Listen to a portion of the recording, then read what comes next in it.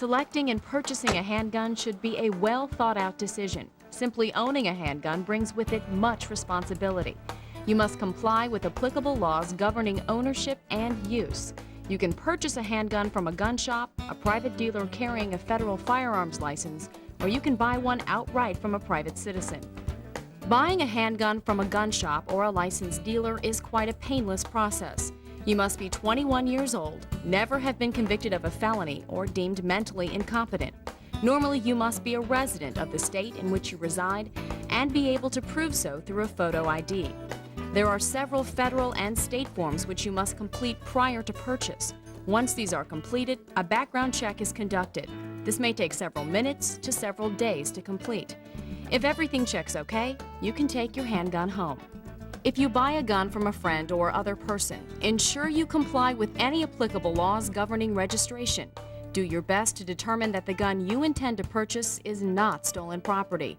It's also a good idea to generate a bill of sale between yourself and have it notarized. This will give you some documentation proving you purchased it legally. You may want to purchase some type of carrying case to protect the gun and to hide it from view when transferring it from your home to the car. The fewer people know you own a gun, the better. You will also need to purchase several boxes of ammunition for practice. They can be very expensive if you purchase factory or name brand ammo. Ask your dealer for some reliable off-brands that may cost less. What type of gun should you buy? A revolver or a semi-automatic? Generally, a first-time buyer will do better with a revolver. Revolvers are easier to determine if they are loaded or unloaded, cocked or uncocked. They require less training when it comes to loading, unloading, malfunctions, and cleaning. Semi-automatics are usually less bulky, hold more ammunition, and can fire faster. They require a greater knowledge of functioning, loading, and unloading techniques. Most semi-autos are difficult to tell if they are unloaded or cocked. If your heart is set on one, then be prepared to spend some time learning their techniques. The shape and size of the grip is an important consideration when selecting a handgun. The grip should fit your hand or be capable of accepting an aftermarket grip that does fit your hand. The gun must feel comfortable and controllable. Caliber is also very important.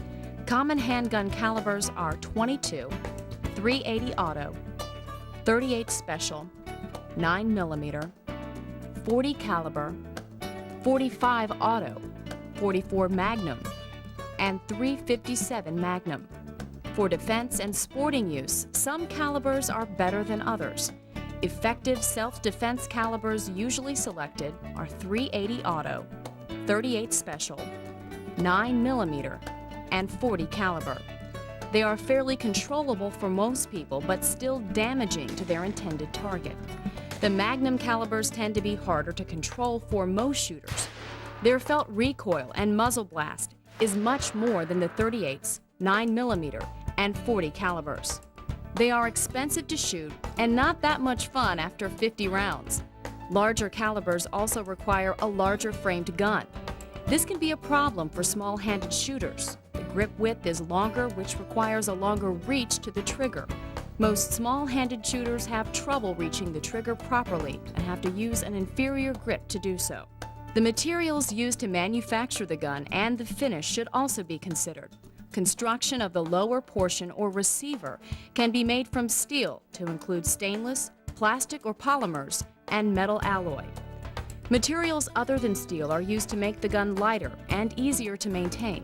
Finishes can range from blued steel, brushed or parkerized, nickel-plated, or specially coated hardened steel finishes. Handgun owners who live in coastal states that are humid and have salty air may want to consider a finish that resists rust, like parkerized or specially coated finishes.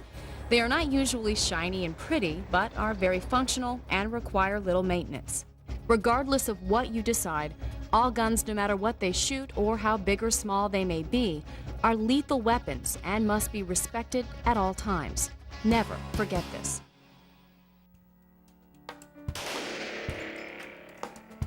Depending on what you have purchased, either a semi-automatic pistol or a revolver, there are some differences and some similarities which you should be aware of.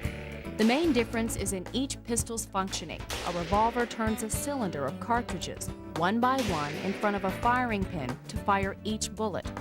Semi-automatics use a slide which moves over a magazine of cartridges that are stripped and pushed into the chamber and barrel area, where they are held until the bullet is fired. The slide is then forced backwards, pulling the empty shell out.